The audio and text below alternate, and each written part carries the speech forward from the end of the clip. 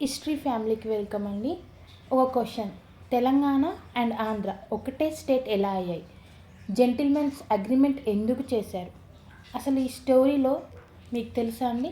Sacrifice ఉంది, politics ఉంది, emotions కూడా ఉన్నాయి. ఈరోజు మనం కంప్లీట్గా అర్థం చేసుకుందాం. అసలు తెలంగాణ అండ్ ఆంధ్ర ఒకటే స్టేట్ ఎలా అయ్యాయని, జెంటిల్మెన్స్ అగ్రిమెంట్ ఎందుకు జరిగిందని ఈ వీడియోలో మనం తెలుసుకుందామండి. ముందుగా మనం బ్యాక్గ్రౌండ్ చూద్దామండి. 1956 ముందు మన తెలుగు పీపుల్ రెండు పార్ట్స్గా ఉన్నాయి. అంటే 1956 ముందు తెలంగాణ అండ్ ఆంధ్ర వేరువేరుగా ఉన్నాయి. తెలంగాణ ఏమో హైదరాబాద్ స్టేట్లో అండర్ నిజాం రూల్ అండి. నిజాం పరిపాలనలో తెలంగాణ ఉంటే, ఆంధ్ర ఏమో మద్రాస్ స్టేట్ అంటే బ్రిటిష్ రూల్లో ఉంది. సో ఈ రెండు ప్లేసెస్ మధ్య చాలా డిఫరెన్స్ ఉండేదండి అప్పట్లో. ఆంధ్రాలో ఎడ్యుకేషన్ బాగుంటుంది, జాబ్స్ ఎక్కువ. తెలంగాణలో డెవలప్మెంట్లో కొంచెం స్లో అండి.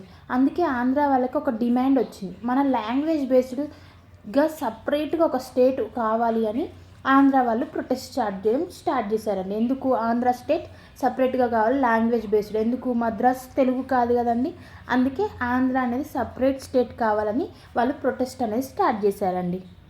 ఆంధ్ర స్టేట్ అనేది సపరేట్ స్టేట్గా ఉండాలి అనే ఈ డిమాండ్ కోసం ఒక గ్రేట్ లీడర్ ముందుకు వచ్చారండి. అతని పేరే పొట్టి శ్రీరాములు గారు.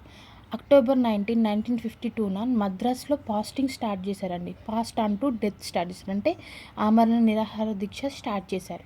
ఆయన గోల్ సింపుల్ అండి, ఆంధ్ర వాళ్ళకి సపరేట్ స్టేట్ ఇవ్వాలి. 58 days అంటే 58 రోజులు ఫాస్టింగ్ తర్వాత డిసెంబర్ 15 1952 ఆయన చనిపోయారండి. ఇది చాలా పెద్ద షాక్ అయింది. పీపుల్ ప్రొటెస్ట్ స్టార్ట్ చేశారండి. అప్పుడు గవర్నమెంట్కి ప్రెజర్ వచ్చింది. ఎందుకు? సపరేట్ స్టేట్ కోసం ఒక వ్యక్తి చనిపోవడం వల్ల ఈ గవర్నమెంట్ మీద ప్రెజర్ వచ్చిందండి. ఫైనల్లీ గవర్నమెంట్ కూడా ఒక డిసిజన్ తీసుకుందండి. అక్టోబర్ 1, 1953 ఆంధ్ర స్టేట్ ఫామ్ అయింది. గవర్నమెంట్ డిసిజన్ వల్ల ఆంధ్ర స్టేట్ 1953 స్టార్ట్ అయింది. వాళ్ళ క్యాపిటల్గా అప్పుడు ఏం ఎంచుకున్నారంటే కర్నూలు అండి. ఆంధ్ర స్టేట్ ఫామ్ అయింది, క్యాపిటల్ కర్నూలు కూడా అయింది. ఇది ఇండియాలో ఫస్ట్ లింగ్విస్టిక్ స్టేట్ అండి. అందరూ గుర్తుపెట్టుకోవాలి. ఫస్ట్ లింగ్విస్టిక్ స్టేట్ అంటే ఏంటంటే లాంగ్వేజ్ బేస్డ్ మీద అయిన ఫస్ట్ స్టేట్ ఏదైనా ఉందంటే అది ఆంధ్ర అండి. ఇది చూస్తే అర్థమవుతుంది, లాంగ్వేజ్ బేస్డ్ స్టేట్గా క్రియేట్ చేయడం స్టార్ట్ అయింది అని అర్థం. అంటే లాంగ్వేజ్ బేస్డ్గా ఒక స్టేట్ని ఫామ్ చేసుకోవచ్చు. అంటే ఇంతకుముందుకు అన్ని స్టేట్స్లలో అన్ని లాంగ్వేజెస్ వాళ్ళు ఉండేవాళ్ళు, కానీ ఇప్పుడు లాంగ్వేజ్ బేస్డ్గా స్టేట్స్ క్రియేట్ చేయడం స్టార్ట్ అయిందనమాట. సో గవర్నమెంట్ ఏం ఇమీడియట్గా స్టేట్స్ క్రియేట్ చేయడం అనేది స్టార్ట్ చేయలేదండి.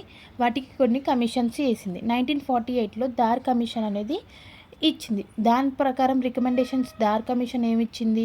లింగ్విస్టిక్ స్టేట్స్కి ఆపోజ్ చేసింది. అంటే లాంగ్వేజ్ బేస్డ్ స్టేట్గా క్రియేట్ కావడానికి ఆపోజ్ చేసిన కమిటీ దార్ కమిటీ. నెక్స్ట్ 1949లో జేవీపీ కమిటీ కూడా ఈ విషయాన్ని డిలే చేయాలి అని చెప్పింది. అంటే ఇప్పుడే చేయకూడదండి, కొంచెం డిలే చేయండి, లింగ్విస్టిక్ బేస్డ్గా స్టేట్స్ ఇప్పుడే క్రియేట్ చేయొద్దు అని కూడా రికమెండ్ చేసింది. ఏది? JVP committee. ఏ ఇయర్లోని? 1949. కానీ సిచ్యువేషన్ మారింది. 1953లో మళ్ళీ కమిషన్ వేశారు. అదే ఫజల్ అలీ కమిషన్ అని అంటారు. ఈ ఫజల్ అలీ కమిషన్కి ఫజల్ అలీని అపాయింట్ చేశారు కమిషన్ హెడ్గా. ఈ కమిషన్ చెప్పింది ఏంటంటే తెలంగాణ ఆంధ్రతో కలవచ్చండి, ఆంధ్రాతో కలవచ్చు, కానీ కండిషన్స్తో కలవాలి. అంటే ఎందుకు? తెలంగాణకి సేఫ్ గార్డ్స్ ఇవ్వాలి కదా, తెలంగాణ ఇంట్రెస్ట్ని ప్రొటెక్ట్ చేయాలి కదా అని క్లియర్గా మెన్షన్ చేసింది. ఏ కమిషన్ ఈ రికమెండేషన్ ఇచ్చిందండి? ఫజల్ అలీ కమిషన్ ఇచ్చింది. ఏ ఇయర్లో ఇచ్చింది? 1953లో ఇచ్చింది. ఇది మీరు బాగా గుర్తుంచుకోవాలి. అసలు తెలంగాణ కన్సర్న్స్ ఏంటి అంటే, ఆంధ్ర స్టేట్తో కలవడానికి ముందు తెలంగాణ కన్సర్న్స్ ఏంటి? తెలంగాణ పీపుల్ కొన్ని స్ట్రాంగ్ డౌట్స్ ఉన్నాయండి. వాళ్ళకి భయం ఏంటంటే, భయం కాదు, స్ట్రాంగ్ డౌట్స్. అవి ఏంటంటే, ఆంధ్ర వాళ్ళకి ఎక్కువ ఎడ్యుకేషన్ ఉంది, మన జాబ్స్ తీసుకుంటారు. ఎందుకు? జాబ్ ఎలా ఇస్తారండి? Educational basis and qualification based. And మన రిసోర్సెస్ యూజ్ చేసుకుంటారు. అంటే మన తెలంగాణ అనేది రిచ్ రిసోర్సెస్ ఉన్నాయి కదా, ఆ రిసోర్సెస్ని మొత్తం ఎవరు యూజ్ చేసుకుంటారు? ఆంధ్ర వాళ్ళు యూజ్ చేసుకునే అవకాశం ఉంది. అండ్ మన డెవలప్మెంట్ స్లో అయిపోతుంది. ఇంకా మనం ఇప్పటికే ఏమంటారు, అందరి అండర్లో వచ్చి, బ్రిటిష్ అండర్లో, నిజాం అండర్లో ఉండి, తర్వాత మనం ఏంటంటే తెలంగాణలో ఉర్దూ స్టేట్ కావడం వల్ల కూడా మనకి ఎడ్యుకేషన్ అనేది అంత బాగాలేదు. అప్పుడు ఏమవుతుంది? మన డెవలప్మెంట్ ఈజీగా స్లో అయిపోతుంది. ఎందుకు? వాళ్ళకే జాబ్స్ ఉంటాయి, తర్వాత వాళ్ళ ఎడ్యుకేషనే సరిపోతుంది. మనకి ఉర్దూ లాంగ్వేజ్ వచ్చు కాబట్టి మనం ఇంకా వెనకబడిపోతూ ఉంటాం. అందుకే తెలంగాణ లీడర్స్ చెప్పారు, ప్రొటెక్షన్ ఉండాలి అంటేనే మెర్జ్ అవుతాం. ప్రొటెక్షన్ ఉంది, మాకు సేఫ్ గార్డ్స్ ఇస్తారు అని చెప్తేనే మెర్జ్ అవుతాం, లేకపోతే మెర్జ్ అవ్వము అని చెప్పారు. తెలంగాణ పీపుల్కి ఉన్న ఈ డౌట్స్ క్లియర్ చేయడానికి తెలంగాణ అండ్ ఆంధ్ర లీడర్స్ మధ్య ఒక అగ్రిమెంట్ జరిగిందండి. దాన్ని మనం ఏమని చెప్పుకుంటాం, జెంటిల్మెన్స్ అగ్రిమెంట్ అంటారు. ఇది తెలంగాణ ప్రొటెక్షన్ కోసం చేశారు. సింపుల్గా పాయింట్స్ ఎక్స్ప్లెయిన్ చేయాలి అంటే, ఒకటి జాబ్స్ అండి. తెలంగాణలో జాబ్స్ తెలంగాణ వాళ్ళకే ఇవ్వాలి. నెక్స్ట్ ఎడ్యుకేషన్ అండి, లోకల్ స్టూడెంట్స్కి సీట్స్ ప్రొటెక్ట్ చేయాలి. అండ్ థర్డ్ వన్ మనీ అండి, రెవెన్యూ. తెలంగాణ రెవెన్యూని తెలంగాణ డెవలప్మెంట్ కోసమే యూజ్ చేయాలి. అండ్ తెలంగాణకి సపరేట్గా ఒక కౌన్సిల్ ఉండాలి, దాని పేరు రీజనల్ కౌన్సిల్ అండి. Next Mulki rules, local jobs local వాళ్ళకే ఛాన్స్ ఉండాలి.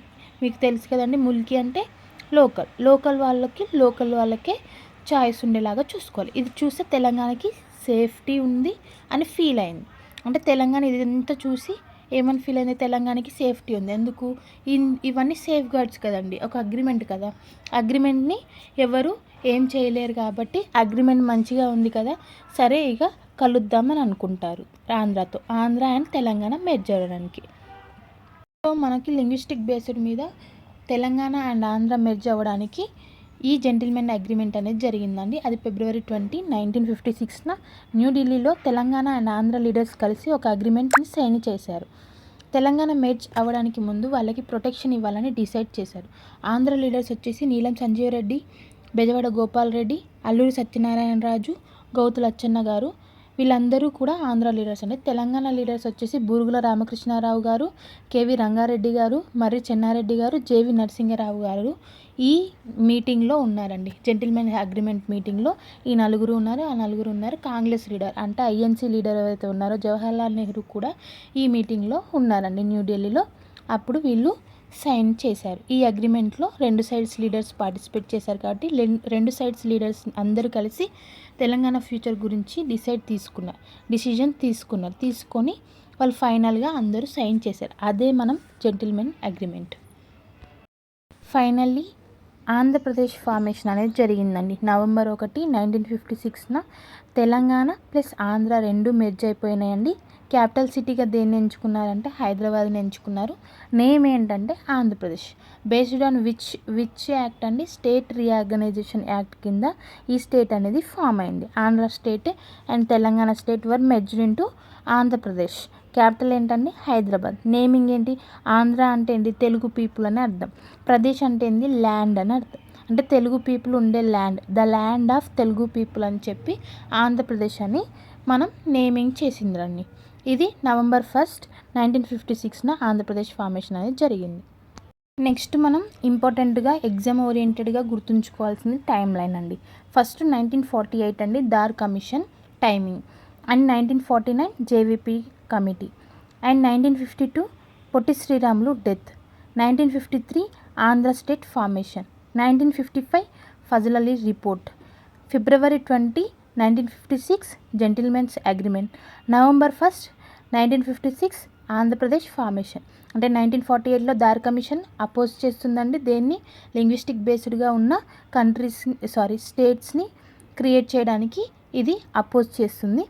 1949 జేవీపీ కమిటీ పార్షల్లీ ఒప్పుకుంటారు, పార్షల్లీ ఒప్పుకోరండి. అంటే ఈ విషయాన్ని కొంచెం డిలే చేస్తే బాగుంటుంది అని అనుకుంటారు. 1952 పొట్టి శ్రీరాములు డెత్ జరిగిన తర్వాత ప్రొటెస్ట్లు అనేవి స్టార్ట్ అవ్వడం వల్ల 1953 ఫస్ట్ లింగ్విస్టిక్ స్టేట్ ఏర్పడిందండి, అదే ఆంధ్ర స్టేట్ ఫార్మేషన్. నెక్స్ట్ 1955లో ఫజల్ అలీ రిపోర్ట్ ఇచ్చింది. 1953లో ఫజల్ అలీ కమిషన్ని అపాయింట్ చేస్తే వాళ్ళు రిపోర్ట్ ఎప్పుడు ఇచ్చారంటే 1955లో ఇచ్చారు. దాన్ని ఫజల్ అలీ రిపోర్ట్ అంటారు. ఈ కమిటీ రికమెండేషన్ ద్వారా మనకి February 28, 1956లో ఒక జెంటిల్మెన్స్ అగ్రిమెంట్ జరిగిందండి. మన తెలంగాణ నుంచి 4 లీడర్స్, ఆంధ్ర స్టేట్ నుంచి 4 లీడర్స్ వస్తుంటారు. ఐఎన్సీ ఈ మీటింగ్ని అరేంజ్ చేస్తుంది. అండ్ November 1, 1956 ఆంధ్రప్రదేశ్ స్టేట్ అనేది ఫార్మేషన్ జరిగిందండి. ఇది టైం లైన్ అందరూ గుర్తుంచుకోవాలండి. ఆఫ్టర్ మెర్జింగ్ ప్రాసెస్ అండి, అంటే ఆంధ్ర అండ్ తెలంగాణ రెండు మెర్జ్ అయిపోయిన తర్వాత ఆంధ్రప్రదేశ్ ఫామ్ అయిన తర్వాతకి అగ్రిమెంట్ నాట్ ప్రాపర్లీ ఇంప్లిమెంటెడ్, అంటే అగ్రిమెంట్ అనేది ఫుల్గా ఫాలో అవ్వలేదండి. తెలంగాణ పీపుల్ అలా ఫీల్ అయ్యారు. అండ్ తెలంగాణ డిస్సాటిస్ఫాక్షన్ ఇంక్రీజ్, అంటే తెలంగాణ పీపుల్లో డిస్సాటిస్ఫాక్షన్ అనేది ఇంక్రీజ్ అయిందండి. దీనివల్ల మనకి 1969 మూమెంట్ కూడా స్టార్ట్ అయింది. జెంటిల్మెన్స్ అగ్రిమెంట్లో ఫస్ట్ మనకి చాలా ఇంపార్టెంట్వే ఇచ్చారండి. ఫస్ట్ ఏంటి, సీఎం డిప్యూటీ సీఎం అనే పోస్టులు ఒకరికి తెలంగాణకు ఉంటే ఒకరికి ఆంధ్ర ఉండాలని 60-40 రేషియోలో మనకి రీసోర్సెస్ అనేవి డివైడ్ చేయాలని చెప్పి, మన రీసోర్సెస్ని మనమే యూజ్ చేసుకోవాలి. తెలంగాణ పీపుల్ ఎడ్యుకేషన్ విషయంలో తెలంగాణ పీపుల్ లోకల్ పీపుల్కే, ముల్కీ వాళ్ళకే ప్రయారిటీ ఇవ్వాలి అని, ఇంకా తెలంగాణ రీజనల్ కమిటీ ఉండాలని చెప్పి డిప్యూటీ సీఎం పోస్ట్ ఇవ్వకపోవడం చాలా బాధాకరం అండి. ఇలా తెలంగాణ చాలా డిస్సాటిస్ఫాక్షన్, అంటే చాలా విషయాలలో చాలా తెలంగాణ నష్టపోయిందండి.